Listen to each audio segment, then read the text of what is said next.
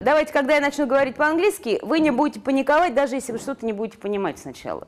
В любом случае, в любом языке, и даже на родном языке, даже на русском языке, вам все равно нужно привыкнуть к манере нового преподавателя, правильно? Поэтому, если сначала вам что-то будет непонятно, или я буду говорить быстро, или я буду говорить медленно, неважно, вам нужно, чтобы мозг и уши привыкли к моей манере ведения лекции, разговора и так далее. Потом, когда вы привыкнете, наберется критическая масса, знаете, как в физике. И вдруг в один прекрасный момент, без всякого объяснения, вы поймете, что вы вот кожей осознаете все, что происходит. So today the first lecture, that lecture is introductory one, and I decided to start it with the quote from Aristotle. I hope you know the name Aristotle. The first thing what I want to introduce you to is the set of rules which I have. You are not to be late, and this is your goodwill when you come in here. So when you are here, that means that you really want to study and you ought to study. If you don't want to study, simply do not come in here. And if you fail 3 times, you will be expelled from the course. So what do I mean by failing 3 times? That means that if you do not do your homework, for example, you come in here without biro or without your copybook, that means that you ignore and neglect the lectures and myself, and that I am not going to tolerate. If you accept me as your teacher, because I hope that you do understand that right now, at this moment, I know just a tiny bit more than you, okay? Just a bit, but I know more. So if you accept me as your teacher, there are 4 simple things to remember. You have to have trust in me, you must obey, respect, and be grateful. Now all together, trust, obey, respect, be grateful. Can someone tell me the English word which would bring us the example of the meaning gratitude? What does it mean, gratitude, to be grateful? What does it mean? Do you know the word? To thank somebody. Thank you, exactly, that's the word. So to be grateful means to be thankful, to know how to say thank you. Do we have anyone who wants to come up here? Because we will have some small psychological test. Why do I really want to start these lectures with this test? Because this test will help us to identify your attitude towards schooling, friendship, and leadership. While doing this test, so you would also mark for yourself your personal attitude towards school, whether the school is a really exciting place for you to be, or whether you being here for 11 years, 6 days a week, whether you really suffer all the time and you consider school as the prison where you are surrounded by mean and terrible people. Do we have anyone who wants to come up here? You mark your place in every picture, but you will do it with the help of this marker. So simply you will tick or draw a small figure or point at the figure, okay, which you like. Really nice landscape, some grass, trees, some houses there, so really peaceful, nice atmosphere there. Where would you be there? Also do that for yourself. I think I would be sitting down. Under the tree. Yeah. So just mark it there. All right. So you'll be relaxing under the tree. So you will be in a peaceful, calm atmosphere, but trying to have some shield above you. Your friends are going for a walk. You have many friends. So they're going for a walk somewhere just without any reason. Where would you be in this group? You would be the extra one there. Okay, so you would be just right behind the leader. Your friends play and enjoy the free time.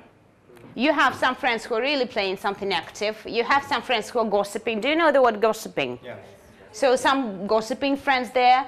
You have some philosopher maybe, so he's lonely and alone there just thinking about some universal rules. You have these 3 guys roaming around. That one is passing by. Where would you be in this kind of situation? I would be talking with this too. With this too, so somewhere a bit away from those guys who are playing. Your friends suddenly get into a fight without any obvious reason, so you don't know what they're fighting about. Where would you be there? We have some guys fighting. You don't know why. You have the guy who is maybe running and hurrying up for help. You have people who actually do not care what's going on. Yes, you have some people who may be discussing what is you have even one person who is ashamed of their behavior. Trying to stop this. So you will be involved in that fight. Not involved, but trying to stop. So which one would you be? That one or that one? That one. Okay, point it. So you will be next to the fight. All right. Your friends argue because of the game rules. So now you know the reason why they are fighting and why they are arguing. Where would you be? I think I'd be here because Just surprised. Why are they arguing? yeah, because I don't think that fighting about the game rules is. That's a classroom. Obviously, you know how the classroom looks like. So, and there's a teacher, you know the teacher quite well, let's say math teacher. And the math teacher is explaining to you something really serious, you know, some serious topic. And you are entering the classroom and you have to find the seat for yourself. Where would you sit there? Class would be quiet, it doesn't matter where to sit. But if the class would be loud and screaming, it's better to sit in front. Okay, so where usually you would sit at that kind of The second row? yeah. Okay, somewhere in the second row. The teacher explains something to the class and shows some experiments and some materials. Where would you stand? Here. Next to the table, just to see the experiment properly. Yeah. Again, you're the extra figure. You and your classmates are on the excursion, and the guide is explaining to you something about the nature, and you're in the theater with your classmates. Theater, like usual, or general meeting. Where usually do you sit in the theater? In the back. Where? Far away from entertainment. The teacher explains something at the board. Where would you stand? Here.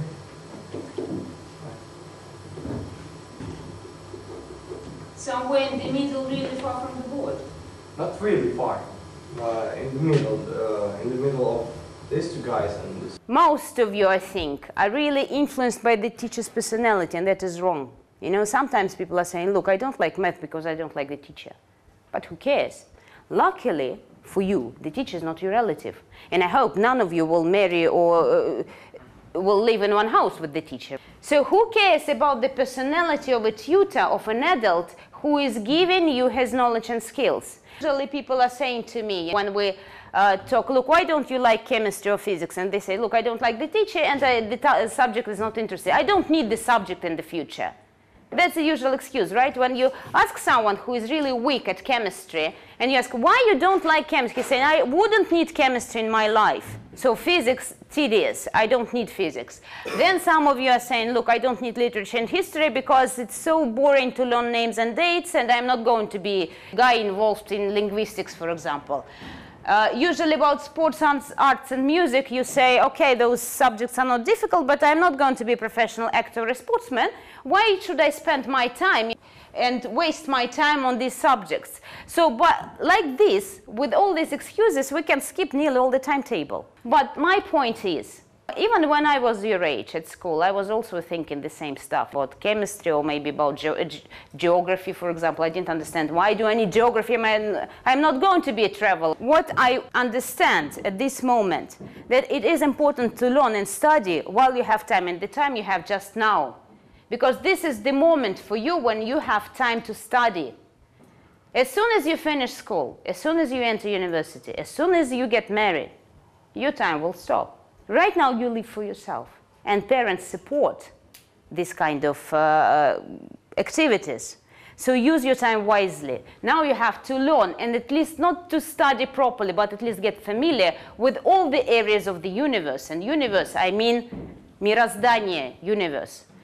And if we, for example, imagine the universe as an ideal sphere, if you exclude some subjects out from the equation, if you exclude some subjects out from your studying, then you will see this sphere, the universe, you know, the reality where we live. You will see it as fractured. So you would not see the proper picture and have even the idea about this proper picture. But you will see some pieces and bits. You wouldn't be able to imagine that knowledge and our reality is a harmonized sphere, and it's really beautiful when at least you have a slight idea about it.